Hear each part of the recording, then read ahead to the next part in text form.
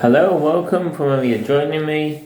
Good morning, good afternoon, good evening, and today's daf is daf 33 of Arakhin, using the Steinsaltz edition. So I'm going to dive straight in.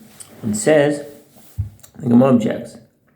This works out well according to the rabbis who say that the 50th year, what's the 50th year? So there's a footnote here, Shanash Chamishim, the Jubilee does not count as one of the years of the sabbatical cycle. Rather, the 49th year is the sabbatical year, and the 50th year is the Jubilee year.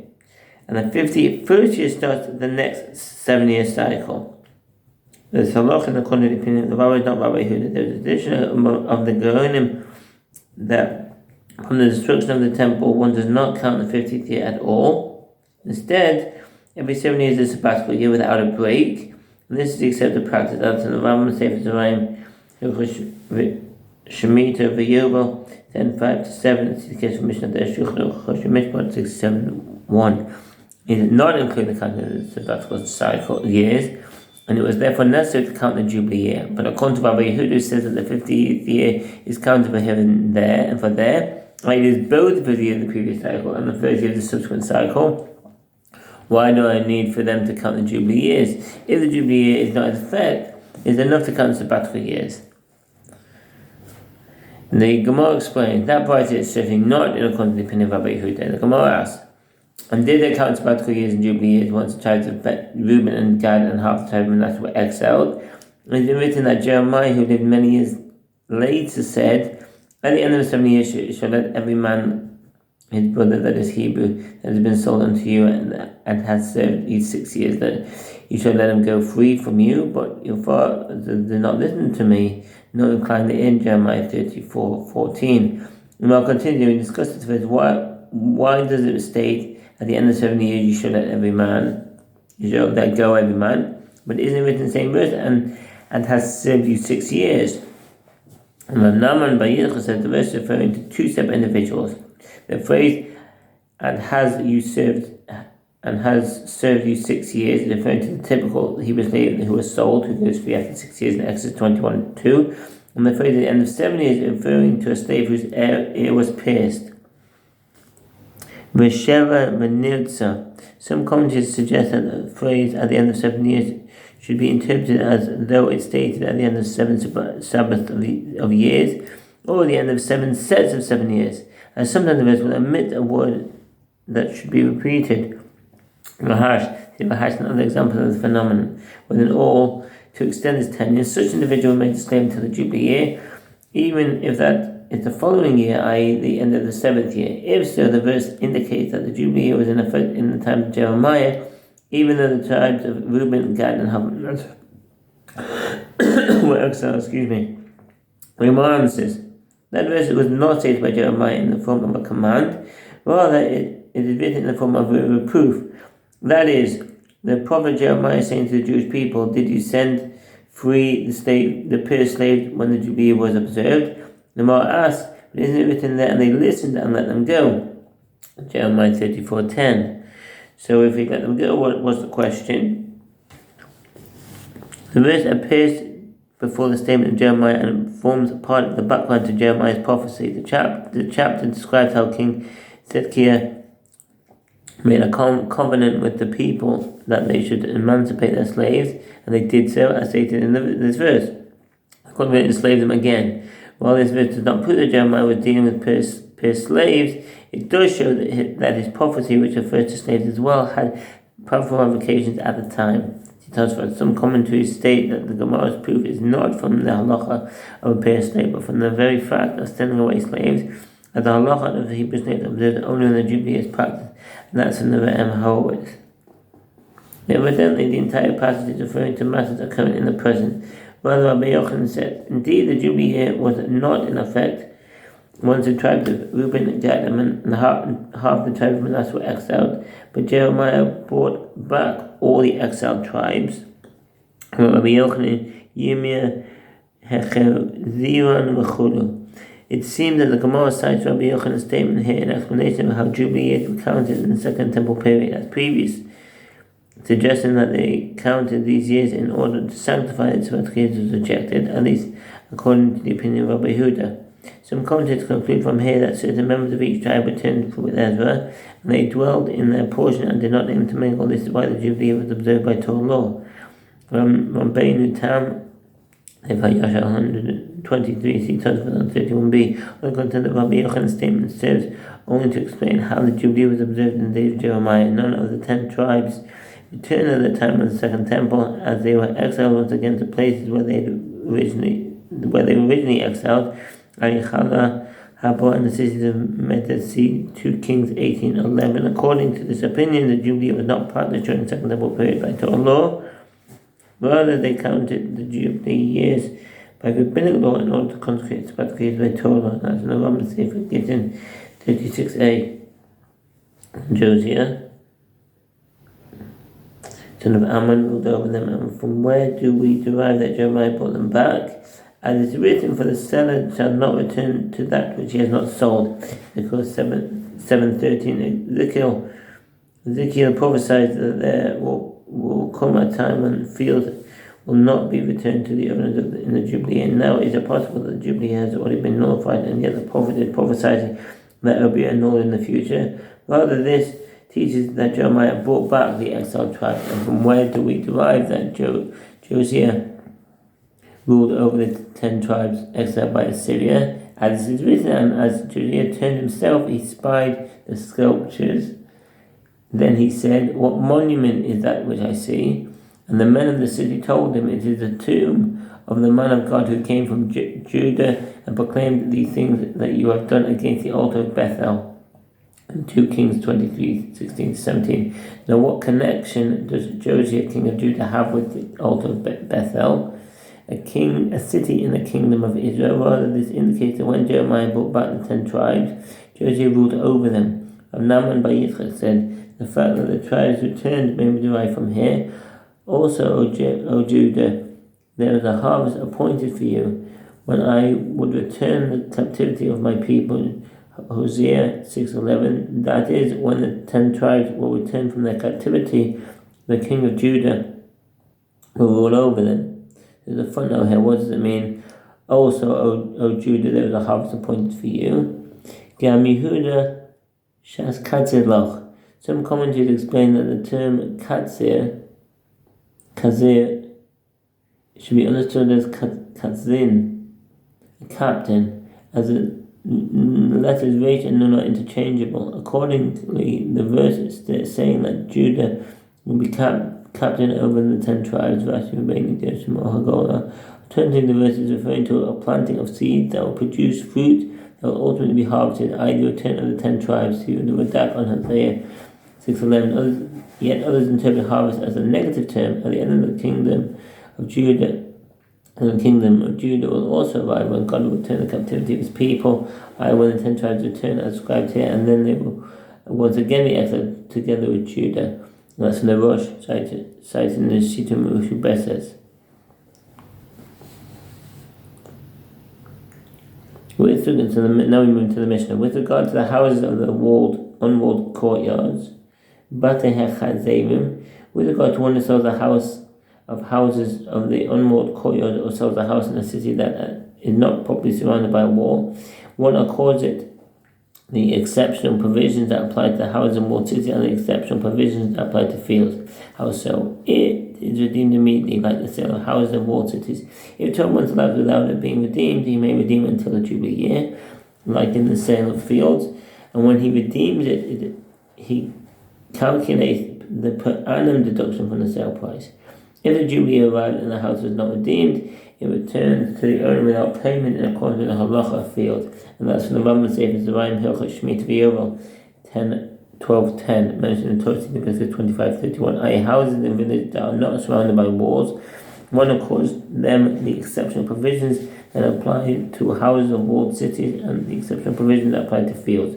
Therefore, they are redeemed immediately and for the entire 12 months following the sale, like in the sale of houses of walled cities, and not like fields, which may be redeemed only after 2 years, and they leave the possession of the buyer during the Jubilee year, or with a per annum deduction from the money of the sale price, like the sale of fields.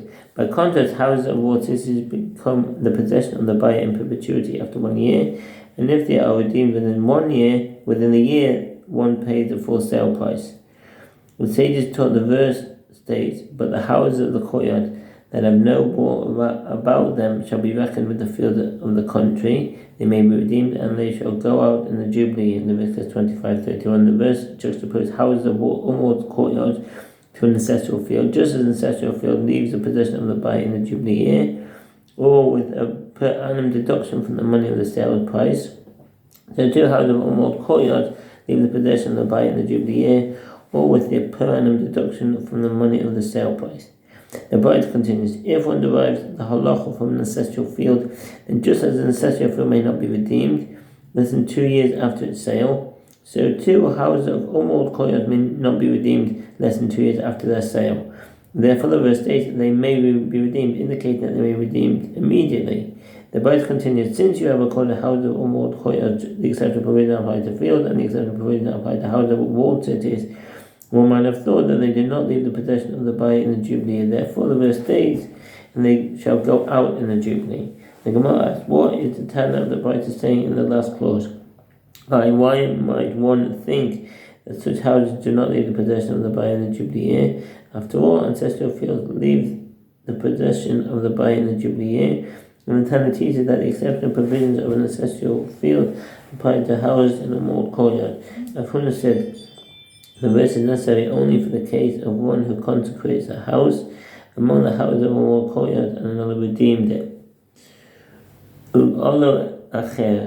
If one consecrated a house of the houses of unwalled courtyards and another redeemed it from the possession of the temple treasury, and the Jubilee arrived while it was in the possession of the one who redeemed it, the house of virtues original owner, the halacha in accordance to the opinion of Arakhin, as the Bride supports his ruling, and that's the Rambam Sefer for Hilchot Arakhin 5:4. The possession of the temple treasury and the Jubilee arrived in second year after its redemption. Arakhin elaborates, to what will you compare this case? If you were to compare this house to houses of walled cities that were consecrated and redeemed by another, and the house belongs to the buyer in perpetuity at the end of the first year, see 31b, if you compare it to an ancestral field that was consecrated and redeemed by another, it leaves to the possession of the priest in the Jubilee year, see 25a. For this reason, it was necessary for the verse to state, and they should go out in the Jubilee, to teach that houses in all courtyards which are consecrated and redeemed by another are returned to their owners in the Jubilee year. Rav Zera objects to this. Why is it necessary to interpret this verse as referring specifically to a case where another redeemed the house from the temple treasury? Even if another did not redeem it, the house should also be returned to its owner in the Jubilee year. Now the verse simply states and they should go out in the Jubilee. Abai said to Rav Zera, an unredeemed house is not returned to its owners in the Jubilee year. People will not say that consecrated property can leave the possession of the temple treasury without redemption. It can be inferred from this statement that the halacha applies by rabbinic law, whereas by Torah law, houses of unwalled courtyards return to the owners of the Jubilee without redemption, to remaining Gershom or Hagolah. Yet, the Gemara proceeds to prove this halacha by means of a fortiori inference from the case of a Levite, which indicates that the halacha applies by Torah law. If so, by providing the reason for this Torah law, Menachet Choshev Zavatoda Chedushim Uvevim.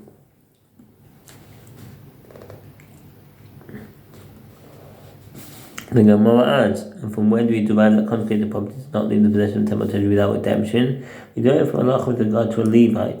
And what if with regard to a Levite whose power is enhanced with regard to a sale, as a Levite may always redeem a field or house that he sold, in the Mishnah 33b, his power is diminished with regard to his consecration, as a field that is consecrated does not leave the possession of the temple treasury unless he redeems it. Then with regard to an Israelite, his power is diminished with regard to its sale, since if he sells an ancestral field, he may not redeem it for the first 2 years, and he may redeem a house and a walled city only within 1 year of the sale.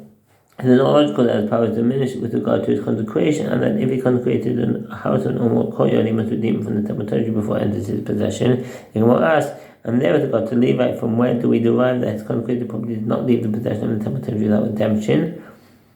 As it is taught in the Bible with regard to the verse, and if a man purchases from the Levite a house that was sold in the city of his possession, shall go out during the Jubilee in Leviticus 25:13, from the phrase that was sold shall go out.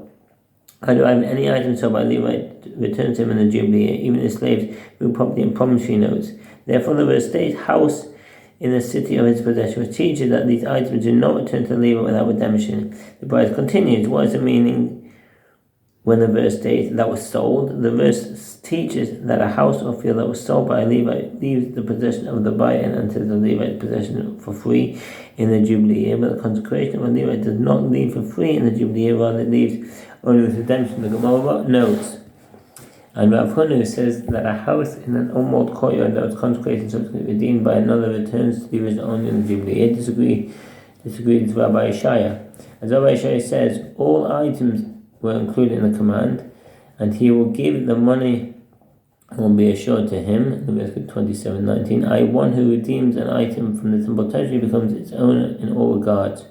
When the verse specified with regard to an ancestral field, but the field when it goes out in the Jubilee shall be holy unto the Lord, as a field dedicated to the ancestral field shall be for the priest. Leviticus 27:21. One redeemed that derives that it is only with regard to a field that one can redeem it, and yet it leaves the possession of the temple treasury to enter the possession of the priest in the Jubilee year. But with regard to these houses in unwalled courtyards that were consecrated and redeemed by another, they remain in their current state, i.e. in the possession of the one who redeemed them. The Gemara asks, according to Rabbi Ishaya, why do I need the phrase and its regard in the Jubilee? Rav Papa said it is necessary only for the case of one who sells a house among the houses of the unwalled courtyard and the Jubilee arrived in the second year. The verse indicates that the house is nevertheless returned to the seller. Rav Papa elaborates, and to what will you compare this case? If you compare this case to one of the houses of walled cities that was sold, then the house belongs to the buyer in perpetuity at the end of the first year. And if you compare it to the case of the ancestral field that was sold and requires completion of another year after Jubilee year, as told in the Braisa cited in 29b, if the buyer consumes the ancestral field produce for 1 year before the Jubilee year, he completes another year after the Jubilee year. For this reason, it was necessary for the rest to state, and they shall go out in the Jubilee year. So to teach that in the case, the house of an unwalled courtyard returns to the possession of the original owner. The Gemara notes, it is taught in a Braisa in accordance with the opinion of Rav Huna, and this Braisa is a conclusive refutation of the opinion of Rabbi Ishaya. With regard to one who consecrates a house among the houses of unwalled courtyards, this individual may redeem the house immediately, and he may redeem it always. If another individual redeemed it from the possession of the temple treasury and the Jubilee arrived and it was not redeemed by the original owner, the house returned to the owner in the Jubilee year. And these are the houses of unwalled courtyards. It does not mean that the halacha of houses of the unwalled courtyards applies only in this instance, as the term unwalled courtyards typically refers to small towns or villages that are not surrounded by walls. But in the Mishnah teaching that these two are considered houses of the unwalled courtyards, and it parallels the source of the Mishnah on 32a. And these are the houses of unwalled cities. Any city in which there are these three courtyards, each containing two houses. The law was taught in the previous Mishnah. Any city in which there are two courtyards, each containing two houses, although it's surrounded by a wall from the era of Joshua, so the Nun, the halacha says it's like that of the houses of the unwalled courtyards. Gemara. The sages taught by inference from that which is stated, the house of a courtyard, Leviticus 25:31, and do I not know that they have no wall around them? If so, what does it mean when the verse says, which have no wall? It means that certain places that even though they have a wall, they are considered like places that do not have a wall. To the footnote here, in other words, the verse, but the houses of the courtyard that have no wall round about them, in Leviticus 25:31, is read as though referring to two different cases: houses of courtyards, which do have a wall, and houses that do not have a wall around them, despite the fact that they are numerous. Hagwa on Torah's Kohanim. And how many, what is considered such a place? The term houses indicates a minimum of two, and the term courtyard likewise indicates a minimum of two. Therefore, if a city has only two courtyards, according to Rashi, this is referring to the houses. Sorry, not someone. With regard to a house in an area that does not have at least three courtyards, each consisting of these two houses, even if the area is surrounded by a wall, the house is like that of a house in a normal courtyard. Ram Sefer Devarim Hilchos Shmita V'Yovel 12:14. Each containing two houses His houses are considered like the houses of the unwalled courtyard. For objects, but how can you say that the phrase houses of courtyards means one house and one courtyard, i.e. one house in each courtyard? Consequently, if each courtyard contains two houses, the city should be considered like a walled city. The Gemara explains, if so, let the Muslim write courtyard without mentioning houses, as the courtyard must contain at least one house. If you would say, if the Muslim had written only courtyard, then one might mistakenly have concluded that the verse indicates a courtyard without a house. And if the courtyard contains a house and the city is considered walled, one could not arrive at that conclusion, since such an area is called an enclosure, a carface, not a courtyard. What's a carface? There is no consensus with regard to the source of this term or its precise meaning. Some say that it is from the root kuf pei pei, similar to gimel pei pei, with the addition of the letter reish, as occurs in other roots of 4 letters. If so, it's possible that carface means a place surrounded by a gappa, a fence of some sort. Most commentators maintain that it is a kind of courtyard found behind houses without a defined usage. Some seeds or plants are sown there, while on other occasions articles are placed in such an enclosure for safekeeping. Others contend that a carface is a slightly elevated area located outside the city. An Israelite who inherited a house in a walled city from his mother's father, who was a Levite. According to Rashi, this is referring to houses of walled cities of Levites. Others state that it is also referring to the halakha ancestral field, because at the beginning of the chapter, which one may not redeem less than 2 years after its sale of Bein Gershon Mo Hagola. With regard to an Israelite who inherited a house in a walled city from his mother's father, who was a Levite, he may redeem it always like a Levite, despite the fact that he himself is not a Levite. The reason is that this halacha depends on the location of the house, not the identity of the owner. That's the Rambam Sefer Zerayim Shemit V'Yovel 13:8. Not redeem a house in accordance with this procedure delineated in the previous Mishnayot. Rather, if he sold the inherited house, he may redeem it always like a Levite. And likewise, the Levite inherited the house of walled city from his mother's father, who was an Israelite, does not redeem the house in accordance with this procedure delineated in the previous Mishnayot. The Mishnah provided the source for these halachot. As it is stated, and if a man purchases from the Levites the house that was sold in the city of his possession shall go out during the Jubilee year, as the houses of the cities of the Levites are the possession among the children of Israel, in Leviticus 25:33. The footnote says, Ki v'tei arei halvim. This is referring not only to Levim, but to the entire tribe of Levi, including priests. The Rambam Sefer Zerayim Hilchot Shemit V'Yovel 13:7. There were a total of 48 Levite cities. 42 of these were set aside exclusively for priests and Levites and priests, while the other 6 served the cities of refuge. In Numbers 35:6-7, even those cities that were not designated as cities of refuge absorbed unwitting murderers who fled there. And the Gemara will explain. The verse indicates that the ability to always redeem a house of a Levite does not apply unless the one selling the house will be a Levite, and the house is located in cities of the Levites. This is statement by Rabbi Yehuda Hanasi. And the rabbis say these matters are stated only with regard to a house in the city of the Levites, even if the owner was not a Levite. The Mishnah teaches, and according to Rabbi Yehuda Hanasi, if an Israelite sold a house in a walled city that he inherited from his father, who was a Levite, he does not redeem it in accordance with the procedure delineated in the previous Mishnah. The Gemara asks, like whom does he redeem it? He redeemed it like a Levite, but Rabbi Yehuda then teaches the ability to always redeem the house of a Levite does not apply to the one selling the house who will be a Levite, and the house is located in the city of the Levites. If so, an Israelite who inherited a house in a walled city from his mother's father, who was a Levite, should redeem it in the manner of an Israelite. The Gemara answers, say that the Mishnah means that the Israelite who inherited a house from his mother's father, who was a Levite, redeemed the house in only accordance with this procedure delineated in the previous night, i.e., he he has only 1 year to redeem it, after which that house becomes the possession of the buyer in perpetuity. And this is always a halacha unless the one selling the house would be a Levite, and the house located in the city of the Levites, in which he can always redeem it. This is a statement of Rabbi Yehuda Nasi.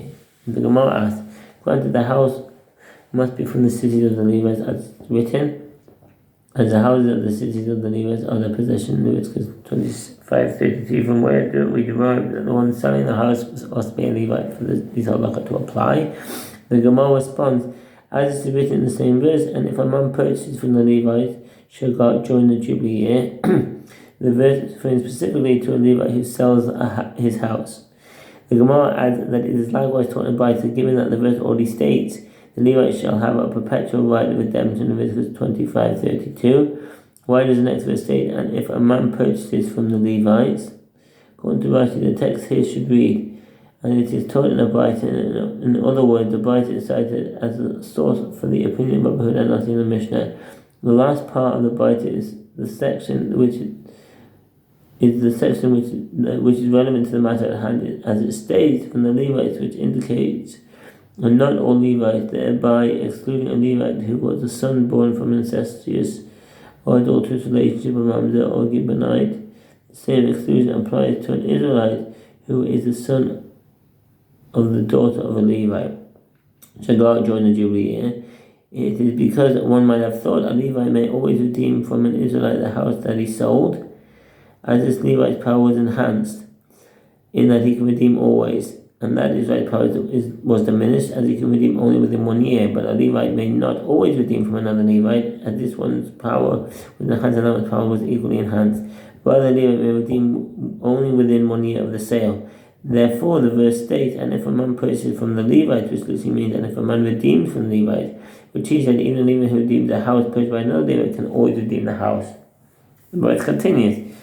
When the verse states from the Levites, it teaches that some Levites may always redeem their houses, but not all Levites. Excluded is a Levite who is a son born from an incestuous or adulterous relationship, a Mamzer or a Gibeonite. These individuals do not have the sanctity of Levites. Consequently, although they inherit from their fathers, they redeem only as Israelites, not as Levites, which means that the house becomes the permanent possession of the buyer only after 1 year.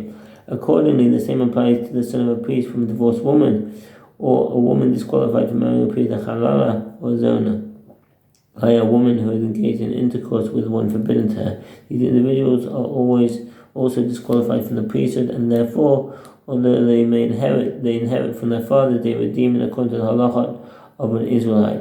The commentators note that this exposition is quite according to the opinion of Rabbi Yehuda Nasi, whereas according to the opinion of the rabbis, that these halachot of Levites apply only to cities of Levites. This exposition is entirely unnecessary. So the halachot and the Gua and Totchonim and the Malbim, i.e., his mother is from the Gibeonites, as these are disqualified from entering the congregation of the Jewish people. See Romans 78a. If such a Levite inherited from his father and sold the house from the cities of the Levites, he does not redeem it as a Levite.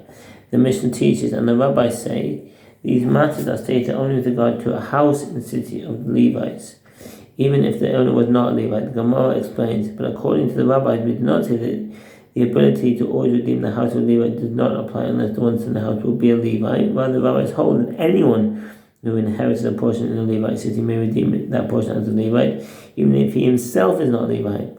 The next Mishnah, the Levites received 2,000 cubits surrounding their cities, 1,000 cubits of empty lots, and 1,000 cubits of fields and vineyards. One may neither render a field an empty lot, nor an empty lot a field. So the footnotes here. In Osim Sada Midrash, the halacha of Levite cities are detailed in Numbers 35, 1-8, where it states that each city received 1,000 cubits surrounding it as an empty lot, and then it states that there must be 2,000 cubits on all sides, and the city in the middle. The sages explain that the 2,000 cubits of a field and vineyard, see Sota 27b. Rashi says that the empty lot is 1,000, while the field is another 1,000, whereas the Rambam maintains that the lot is 1,000 and the field is another 2,000 cubits.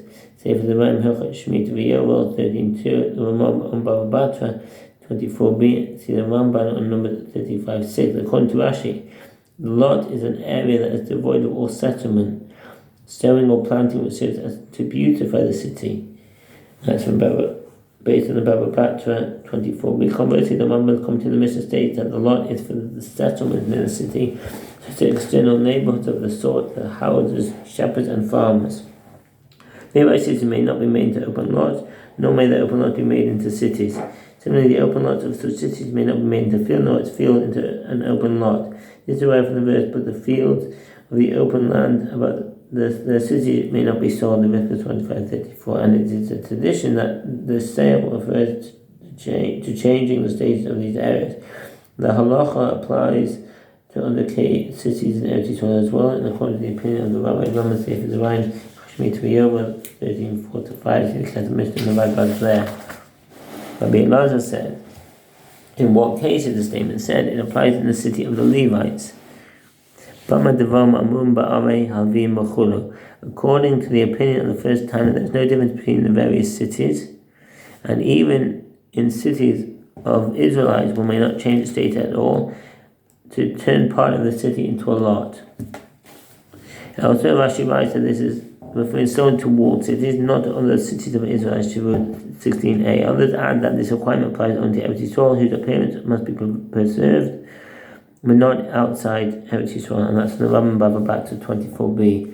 But in the cities of the Israelites, one may render a field an empty lot, but not an empty lot of field, and one may incorporate an empty lot into a city and not render part of a city an empty lot, in order to ensure that they will not thereby destroy the cities of Israel. What does this mean? The Sefta on the Gemara on Bava Batra 24b clearly indicate that there is a different version of this halacha.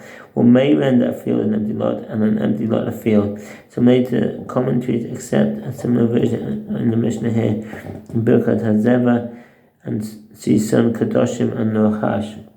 And the priests and the Levites. Priests and Levites who sold one of the fields of their cities or a house from their walled city do not deem them in the manner of the Israelites. Rather, they may sell the field even near the Jubilee and redeem them immediately. When they consecrate the field, they may redeem it from the temple territory even after the Jubilee year. Likewise, they may redeem houses of the walled cities whenever they wish, even after several years, in accordance with the verse in Leviticus 25:32. The Levites have a perpetual right of redemption. That's the Rambam Sefer Rachman 4:21.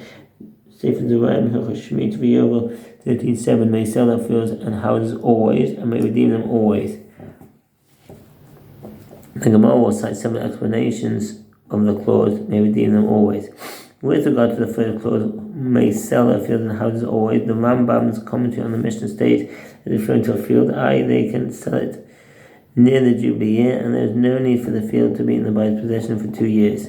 Others maintain that they may sell it even in the Jubilee itself, Rabbeinu Gershon Mohagola. When the Rashi cites its interpretation but rejects it as a field sold by a Levite is released in the Jubilee year, and if someone could derive the same a fortiori influence stated with regard to an Israelite who sold in the Jubilee year.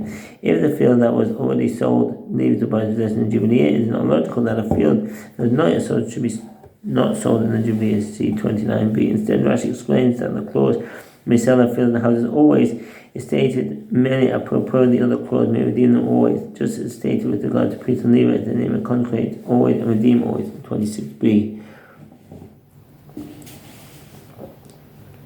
As is stated, the Levites have a perpetual right of redemption. Leviticus 25:32. The priests are also members of the tribe of Levi.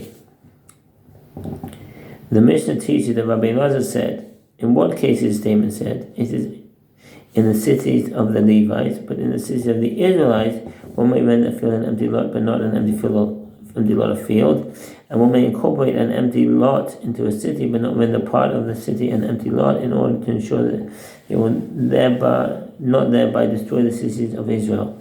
The Gemara asks, in an event everyone agrees that in the cities of the Levites one may not change the field into an empty lot, but an empty lot into a city, from where these matters derive. Rabbi Elazar said, as the verse states, but the field of the open land about the cities may not be sold in Leviticus 25:34. What is the meaning of the phrase may not be sold?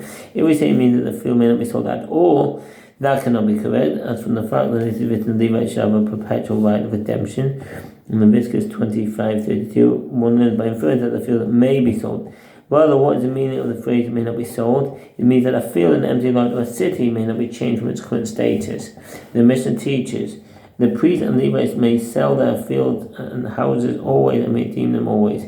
With regard to this halacha, sages taught, why must the verse state that the Levites have the perpetual right of redemption? Leviticus 25:32. Since it states with regard to such a field of Israel, according to the number of years of the crops he shall sell to you. Leviticus 25:15. From which is derived that one cannot redeem such a field less than 2 years after its sale. One might have thought that this should also be with regard to this Levite who sold his field. Therefore, the verse states, the Levite shall have a perpetual right of redemption, and teaches the Levite redeem his field immediately.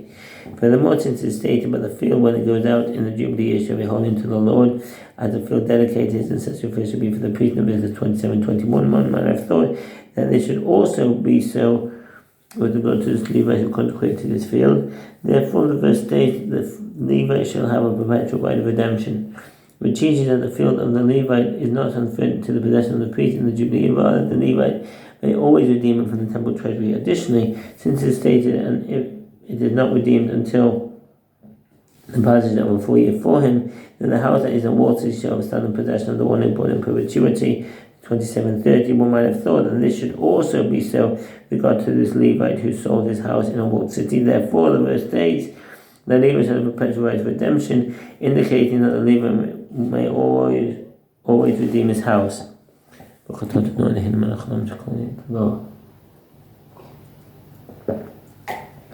Gemara asks, granted, with regard to these first two halachot, which deal with the field of a Levite, it is well. With regard to the last halacha, why is it necessary for the verse to exclude the house of the Levites?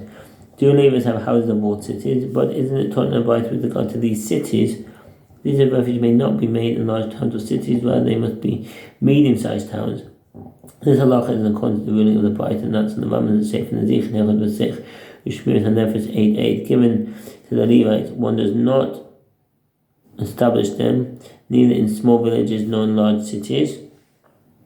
Small villages cannot provide sufficient space or food for any unwitting murderers who might seek refuge there. By contrast, large cities present the possibility for the blood redeemer to slip inside and kill an unwitting murderer. Rashi here based on Malachot 10a. The Bible is referring to all cities of Levites as they all served as cities of refuge. See Rashi in the rich one, Malachot 10a. Well, they must be intermediate towns which are not surrounded by walls. Rav Kahana said this is not difficult. Here the Bible that states that the cities of the Levites were not surrounded by walls is referring to a city that was initially surrounded by a wall was ultimately settled.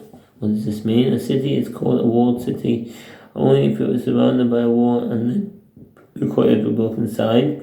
A place that was initially settled and subsequently surrounded by a wall is not defined as a walled city. Rather, its houses have the status of houses from a courtyard. The halacha is in accordance with the ruling of the Baita. In the Sefer Zerayim Hilchos Shemitah V'Yovel 10:14. There, the Baita that states that Levites do not have houses of walled cities, referring to an intermediate town that was first settled by the Levites and was ultimately surrounded by a wall in the time of Joshua. The Gemara asks, and in a case like this, where the city was first settled and only then by a wall, is considered a wall to the extent that the houses inside the city are considered a walled city. But isn't it taught in the Bible, the verse states, and if a man sells a dwelling house in a walled city, in Leviticus 25:29, it's referring to a city that was initially surrounded by a wall and was ultimately settled, but not to a city that was first settled and ultimately surrounded by a wall. The Bible continues, one might have thought that it is considered a walled city even if Jews surrounded it with a wall and only then built houses inside it. Therefore, it is stated here, and if a man sells a dwelling house in a walled city, and it is stated below with regard to the conquest of the kingdom of Og, king of Bashan, all these were fortified cities with high walls and gates and bars, Deuteronomy 33:5. Just as below, the verse is referring to cities whose surrounding walls were constructed by Gentiles. So to here, the verse is referring only to cities whose walls were constructed by Gentiles. The Bible continues, one might have thought that even if Gentiles surrounded the city with a wall after the conquest of Israel, it should be considered a walled city. Therefore, it is stated below with regard to the conquest of the kingdom of Og, king of Bashan, walls, and is stated here walled. just as below the surrounding walls of the city were constructed by giants before the Jews conquered the land, so to hear the verses referring to cities whose walls were constructed by giants before the conquest of Eretz Yisrael. This Braita apparently contradicts the resolution suggested by Arakhin as a city that was first settled and only then surrounded by a wall is not included in the halacha of houses in walled cities. Rav Yosef, son of Salah Hasidah, interpreted the Braita before Rav Papa. Actually, the first Braita is referring to a city that was initially surrounded by a wall and settled by Levites. And as for the Braita that teaches that Levite cities may not be surrounded by a wall, it is nevertheless possible that a Levite city was initially surrounded by a wall in a case where, when Eretz Yisrael was divided among the tribes of Israel, walled cities fell by lottery to the Levites.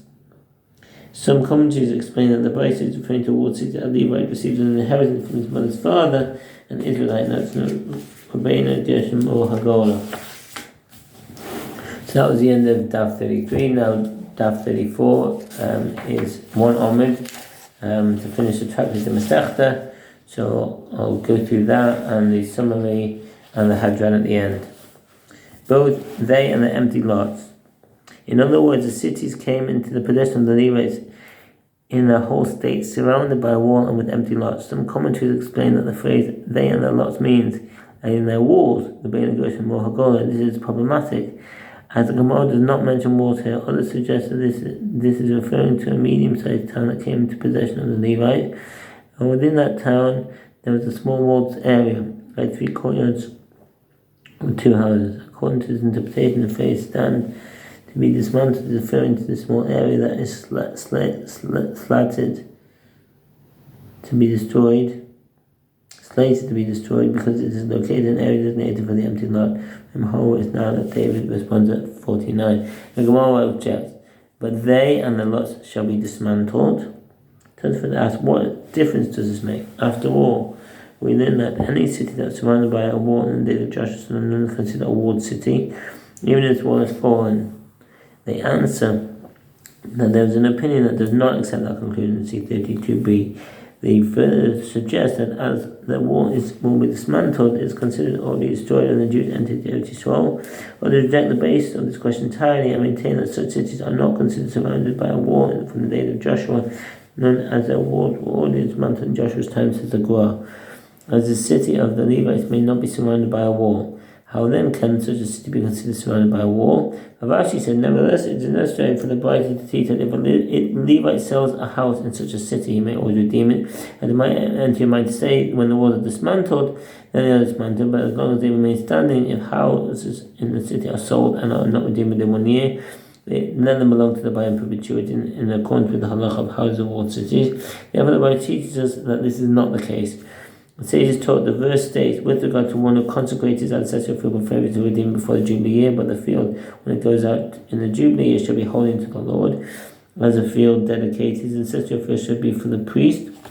And there's verse 27-21. What is the meaning when the verse states, as a field dedicated? The Braita explains from where it is derived with regard to a priest who consecrates his dedicated field.